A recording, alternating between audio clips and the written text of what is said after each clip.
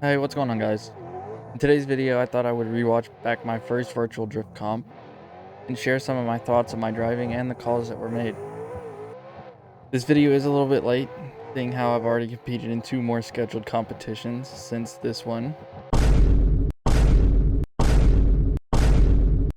But better late than never, right? So I'll start out by saying that this competition was not part of any official series or anything. It was just a fun comp hosted by the Assetto Drift League guys.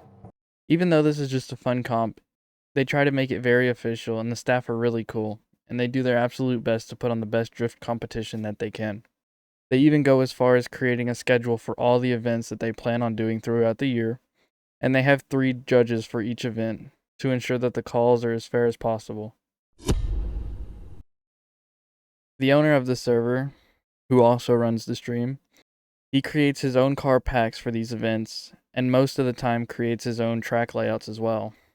For this event in particular, we used the ADL Pro cars, but he also has a streetcar pack, or had a streetcar pack, but it evolved into a Pro-Am pack since the cars were a little more powerful than your typical street packs. But as I mentioned, sometimes he creates his own layouts, but for this event in particular, we used the existing Pro-Am layout for the Ozarks International Raceway track. Shifting gears a little bit, the car that I chose to run for this round was the C7 Corvette. Personally, I like driving the Corvette because of the short wheelbase, and they usually have a supercharged powertrain, so it's easy to get on throttle with no lag. The livery that I ran for this event was actually a custom livery that I created myself. It was the first livery that I've ever made. The main sponsor that I have on the car is Desperado Custom Game Co. This is a small business that my brother and his friends created, and seeing how I didn't have any real sponsors, I figured this was a great way to give my brother's business a little bit of exposure, and also a start for me to create liveries. For those of you who are interested, his business creates a bunch of outdoor products like custom calls, deer lures, and nicotine mineral. I'll leave a link in the description for the Desperado website if y'all want to check them out. Taking a closer look at my livery, when designing it, I went for a simple American style livery. I personally like the simple designs, but if I'm being honest, it's as far as my creativity really goes. As I mentioned before, I'm not sponsored by anyone, but since this was a pro car, I thought it would feel weird if it wasn't covered in sponsors. So I took a couple minutes and went around the car model and picked out the sponsors based on the parts that I found on the car. I also like to embrace that America side in me, so I had to slap an American flag on the hood of the car, and it was fitting seeing how the main sponsor was an American-based outdoors brand. Here's the bracket for the top 32 of the ADL Pro Comp at Ozarks International Raceway. As you can see, this competition took place on June 15th of 2025, which was Father's Day. So some people had to back out due to having plans already set. So we lost 8 drivers, putting it to 24 drivers for this top 32 event, which means a lot of people got bye runs, one of those people being me. So I got a fast pass to top 16 for this event. For this event, I was feeling really good. My leads were perfect for almost every run that I did. I actually put a lot of time into practicing for this event, seeing how it was my first one, and it paid off. The Assetto Drift League guys also like to host these King of the Hill events. Sometimes they do it at random, but there will always be one exactly 1 week before the competition. And what goes on in this King of the Hill event is the winner of the battle keeps going until they're knocked out. So if you keep winning your battles, you're going to get more and more practice. But it's a great event for getting used to the track and the drivers that you'll be driving against in the competition. And I took advantage of that, and I think it shows. Now, before we watch back some of my battles, figured I'd go ahead and go over the momentum map for this event so that y'all can make your own calls and leave comments down below sharing your thoughts. So like I mentioned, the Assetto Drift League server likes to keep their competitions as official as possible. So before every event, there's a driver meeting where we do a roll call to make sure every driver who registered is actually there. And if not, they get removed from the bracket and then things get moved around. In this driving driver briefing. They go over the momentum map to tell you what the judges want and don't want. So, leaving the start chicane, as you can see, there is a drop line for the lead driver. The lead car must stay on this side of the drop line. If they cross it, it'll count as tires off. And depending on how many tires are off, could be scored as a 0 right away, or would just be a big deduction. Going into OZ1, this is a decel, but you're not supposed to slow down drastically. If you want to give a quick handbrake pull, that was fine. The judges also said that we were allowed to use the rumble strips, so in some of the clips you'll see drivers and myself going onto this rumble strip. This was okay as long as we were on the strip and not the grass. They wanted us to make a wide arch going into inner clip. Preferably they wanted the lead driver to be on the second line, but the first line was fine as long as tires weren't over it. They wanted you to be back a little bit so that you can have a nice smooth transition going into OZ2. As you can see, quick little decel for a handbrake just to settle the car going into outer zone 2, but you should be on the throttle before you reach the zone. Coming out of OZ2 into inner clip 2, there is a cone here, and we were told that the bumper needs to be off the cone. If our bumper clips it, it would be a deduction for the lead driver. It was okay for the chase driver if they cut it, but only if they absolutely had to. Going into outer zone 3, yet again another decel. Quick handbrake pull, set the car up, back on throttle before getting into the zone. This will come into play later. Leaving OZ3, OZ4, and OZ5, it's just a quick transition. These really are touch and goes, not really outer zones, but it's kind of an awkward transition from outer zone 3 to 4 because it's really quick and snappy, but then you just slingshot down the hill. So it's hard to stay in proximity through this area. But the judges wanted us to stay on the track, no tire drops in the grass. And the actual finish line is right here after this zone. So that's it for the momentum map for Ozarks International Raceway. So here is my top 16 battle against No Pants Coin. From a judging perspective, I think this battle was pretty cut and dry. I laid down a killer lead run, so from what the C7 was and before, it was very Coin wasn't aggressive, able to very capitalize just on it. jaw-wrenching and like gritty and raw.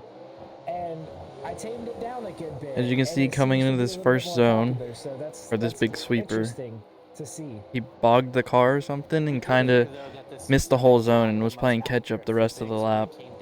And then when we got to the top of the hill, he just got too aggressive. Well, I mean, And I think that kind of, it was pretty much over from there. All I had to do was just stay close enough and in drift, and I was going to get the win.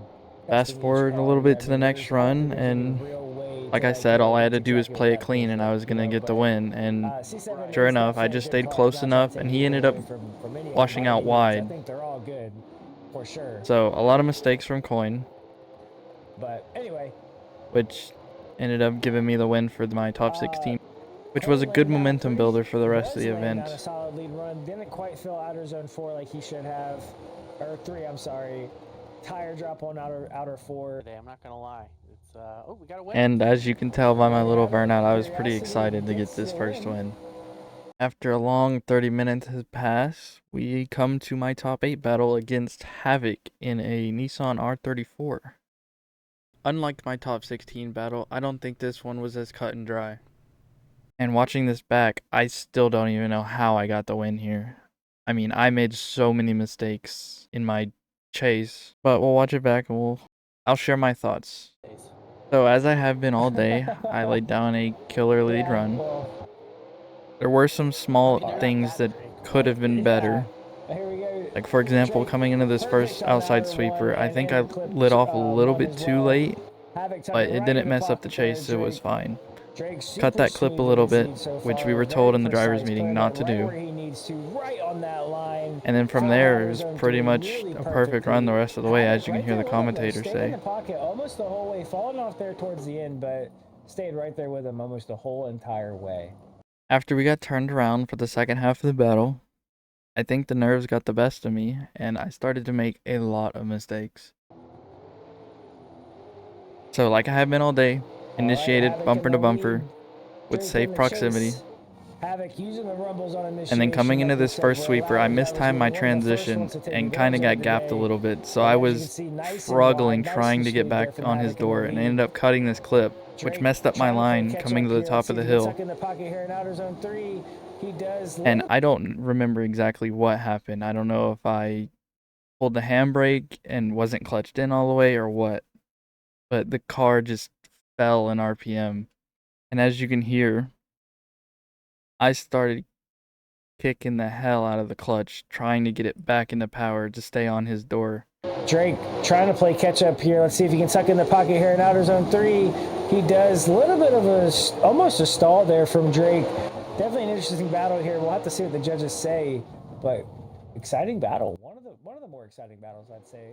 So I don't know if you could hear it, but you definitely heard the commentator mention me stalling the car almost. So people definitely heard me kicking the clutch. And I think me getting gapped in the first sweeper on top of this stall, I guess you could call it, on the top of the hill and losing proximity going back down, I still don't see how they gave it to me. Watching these side by sides, the only thing that I can say got me the win was he messed up his timing on this clip going up the hill and missed a lot of the zone at the top. But by some miracle, I got the win. Now we move on to my top 4 battle against Hassan Selik. I think I pronounced that okay. I know, but he was driving an E36, and these cars have been pretty fast all day. So I knew I was going to have to push hard if I was going to get the win here. Now, I will say, before I let this play, after letting this battle sit for a month or two, watching it back, I feel like I definitely should have got the win here. I know it was just a fun comp, it wasn't for money or anything, so I don't really care, but I feel like the wrong call was made.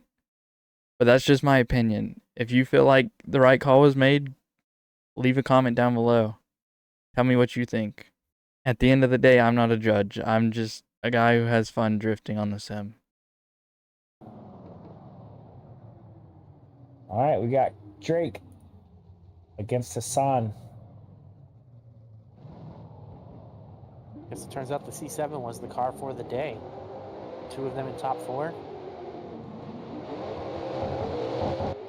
2 E36s too. Oh yeah. All right. Drake throwing down that nice smooth lead line that he has been all day, and Hassan trying to tuck right in that pocket. He does. Nice and smooth on the transition up the hill, and Hassan right on the door, tire to tire, going into the outer zone 3, and Hassan falling right back in the pocket of Drake. Wow, Hassan, super aggressive driver. I love to see it. Yeah, Hassan was super duper aggressive coming into that outer zone, and I think he struggled because he was not prepared for how aggressive he was being, and it ended up kind of choking him up a little bit. But that was a phenomenal chase run, if you ask me, other than that part. Let's see how he does with clean air out in front.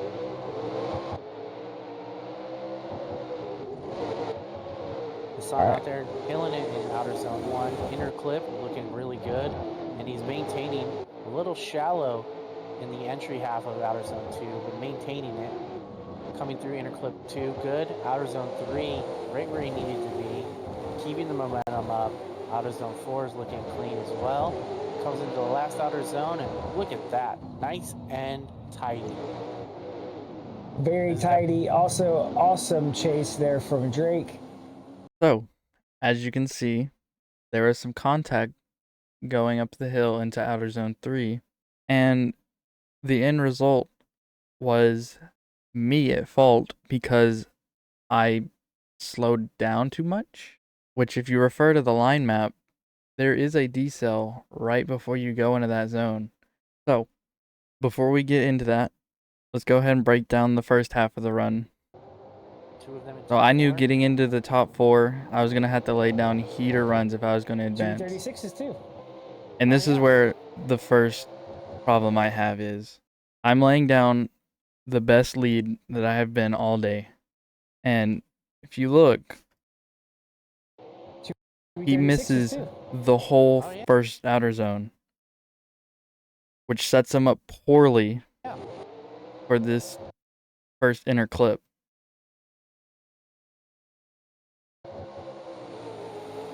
All Coming right. into the sweeper, Drake throwing down that nice. he is also off the line. His bumper may be in outer zone too, but his tire, there's no way. He finally gets into the zone near the end of it, but I still think that's a massive mistake. He's missed the whole first portion of the run.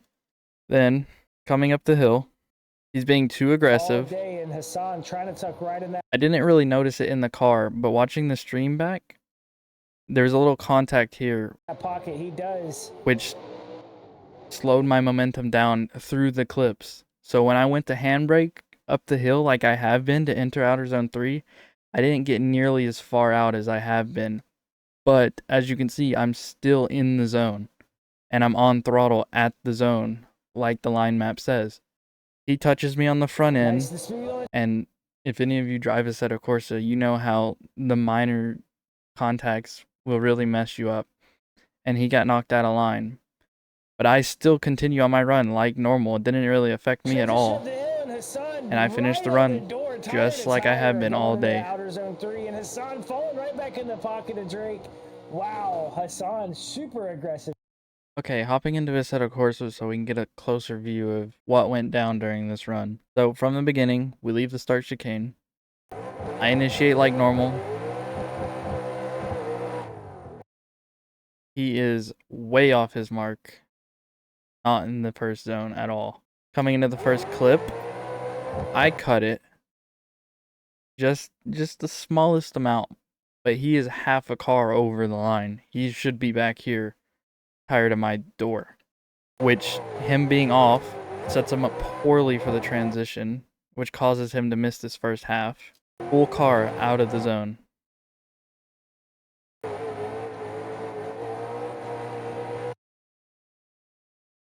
On this transition, I think the desync between our cars... well, maybe not. Okay. He might have missed me just barely, but he was being way too aggressive and dove right in. Didn't even hit me that hard, but the ping difference, I guess, maybe it thought we hit each other. I don't know. So, you pull up my pedals, and we watch a little bit closely on my wheel. You can see I pull the handbrake, like I have been all day entering the zone, and then I'm already getting back on throttle before I even reach the zone. I might have hit the handbrake a second time. Nope. So I'm on throttle before I even reach the zone. On throttle, handbrake, back on throttle. I never got off throttle again. You can even see the lights on the windshield. Go ahead and play it normal speed one time. I checked up for a fraction of a second. I also don't know how much this affects the car, but he takes a while to transition behind me. See, I'm already starting my transition. I'm almost complete with it. And when he starts his transition, I'm already slowing down. And he is pointed straight at me. Bumps me before we even get into the zone. I feel like he was just carrying way too much speed up the hill. I don't think I should have been at fault for this contact. Also, just a side note, I don't think this is a good example, seeing how Assetto Corsa isn't maybe the most accurate thing, but in FD, tire-to-tire contact on the front wheels will always be on the chase driver, unless the lead is in the absolute worst spot. So if we take FD rules into account, I mean, he's touching my tire. He's in the wrong spot. So that's another thing to keep in mind. I don't know how accurate that is, but it's something to consider. Not to mention, he missed the whole first half of the zones and clips. You can also hear the commentator mention something about the contact too.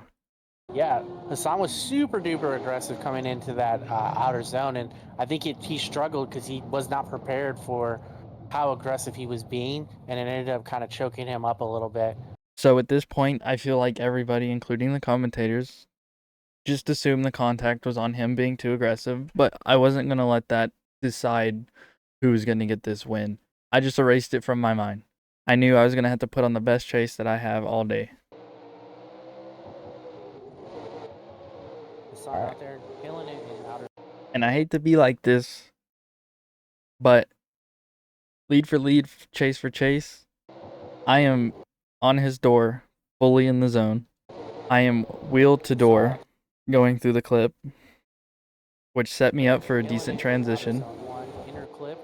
I will say, I did miss the zone a little bit, but I was on his door for more than half. Kind of washed out a little wide, but still maintained it. Coming through inner clip 2, good. Kind of played it safe going through OZ3.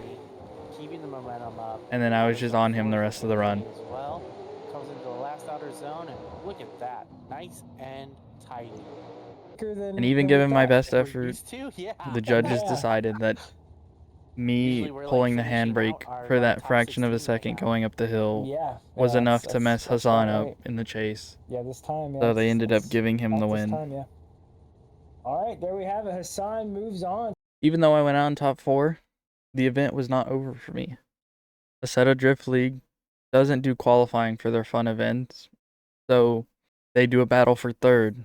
So in this battle for third, I got paired up with Chucho in that black E36. Okay, if you saw this battle, you would think it was probably a top 32 battle, not a battle for third. But going into this battle, I was kind of a little angry at the call on the last one. So I was being way too aggressive. Initiating in, bumper to bumper, just checking up with the handbrake to make sure I keep the proximity close enough, but far enough that I could dive, and I dove a little too hard and was pushing him around. Luckily, he stuck with it,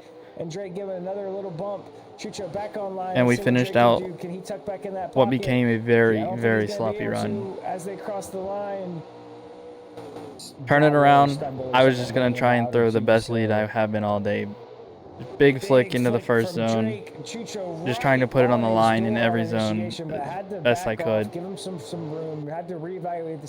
I knew I was strong in the lead, so if I just laid a good one down, maybe I'd get the win. And just like Hassan did in our top 4 battle, Chucho kind of dove going into outer zone 3 and ended up hitting me in the same spot. And this time, I don't think I pulled the handbrake for that much. But it bent us all out of shape. And we ended up scrapping that run altogether. Which ultimately led to a one more time. And this is the one more time battle between me and Chucho. For this one more time battle, I calmed down a little bit. I knew I was pushing too hard in the first one. So I was going to play this one safe. So on initiation, initiated the same way behind as I've been, using the handbrake to check myself up, make sure I wasn't too close for this transition. Maybe a little too safe, but when I went to dive in on his door, he was already going off the track. I knew he was going off, so I got on my left foot brake and did a little rolling burnout to let him get back on the track so he could at least finish the run. Turning around for the second half of the battle, I knew all I had to do was complete a lap, so pretty safe lead run. Big flick there from Drake. All I had to do was keep it on the track, right in his pocket, and that's exactly what I did. Definitely leaving tire marks, at least in that first, on the entry of the track. Maybe playing a little bit safe here. Chucho falling way inside, but Drake putting that car right where he needs to. Really good in the outer zone 4 and perfect in the outer zone 5. Him going off the track and missing outer zone 3 in his chase ultimately gave me the win. So I took third in the Assetto Drift League Pro Comp at Ozarks International Raceway. If you made it all the way to the end of the video, thank you so much for watching. If you agree or disagree with anything that I said in this video, feel free to put it in the comments. I try my best to respond to every comment. All I ask is you keep it respectful. If you like the video, make sure to leave a like. It lets me know that I made a good video and that I should continue on in this path. It also helps the channel grow. And make sure to hit that subscribe button to stay up to date with any future posts from my channel. I'll also leave links to the Assetto Drift League Discord if y'all want to participate in any future competitions. Anyway, that's it for now, and I will see you in the next one.